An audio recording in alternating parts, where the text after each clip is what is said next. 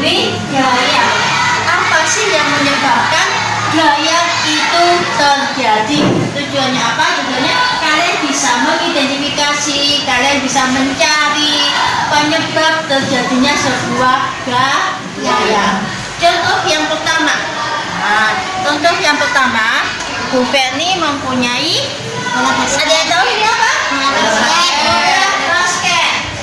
Coba kalian amati bola basket. Kita amati ya. Namanya berdiri biar kelihatan. Bola basketnya, posisi bola basketnya bagaimana? Bergerak atau diam? Diam. Bola basketnya diam. Berarti semula benda ini posisinya diam. Kita beri sebuah gaya. Apa yang terjadi dengan bola basketnya? Bergerak. Gaya apa yang Bu Ferni lakukan tadi? Gaya otot. Berarti faktor yang mempengaruhi gaya yang pertama, benda diam menjadi pintar menjadi bergerak. Yang kedua, Bu Ferni minta bantuan siapa yang tahu? Ya kita sini saya. Diamati dulu temannya. Kebetulan Satewa sedang menendang bola ke arah Bu Ferni.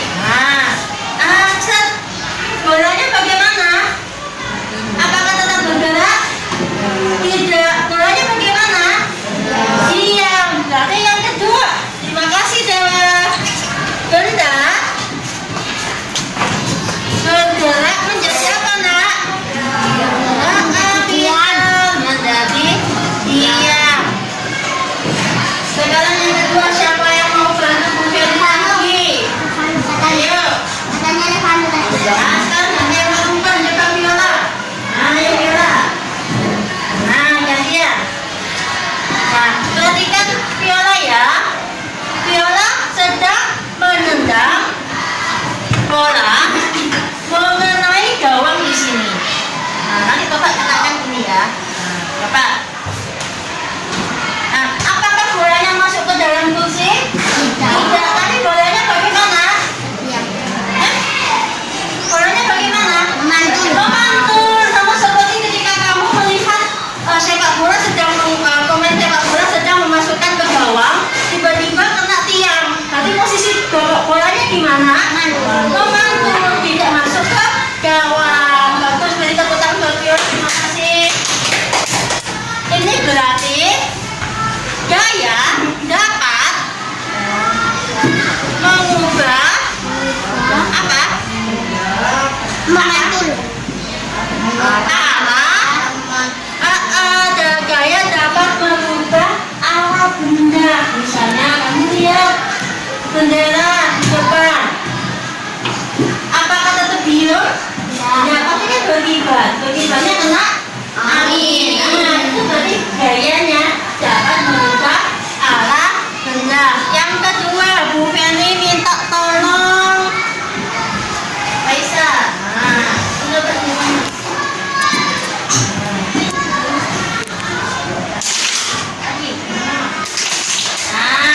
Perhatikan, ini adalah hasil botol yang kotor, ya, digunakan sama Reza supaya tidak digunakan oleh orang-orang yang jahil.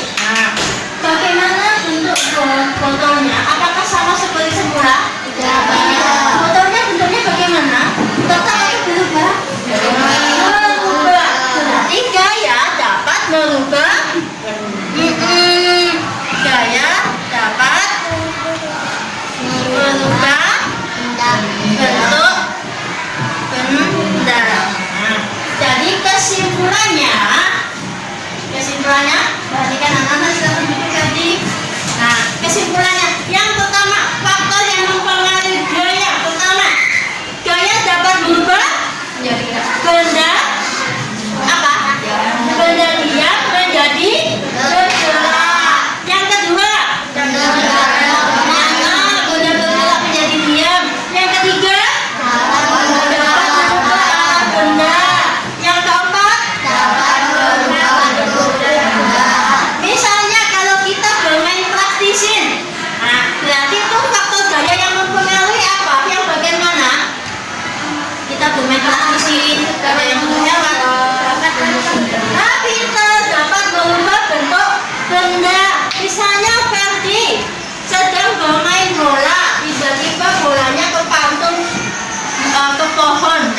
masuk gawang.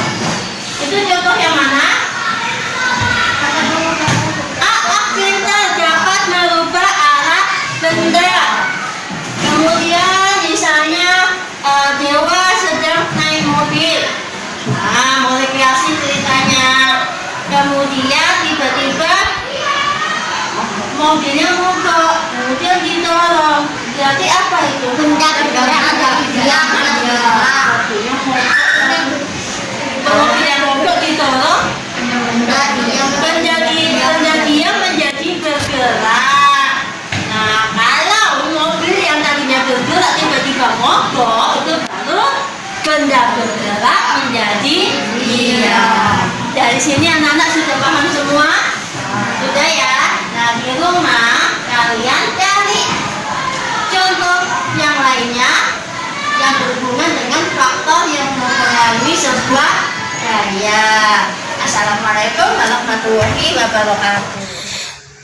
Nah, anak-anak, berdasarkan hasil percobaan yang dilakukan teman kalian tadi, bahwa faktor yang mempengaruhi gaya antara lain gaya menyebabkan benda diam menjadi bergerak. Contohnya mobil yang mogok didorong, mobil tersebut akan menjadi bergerak.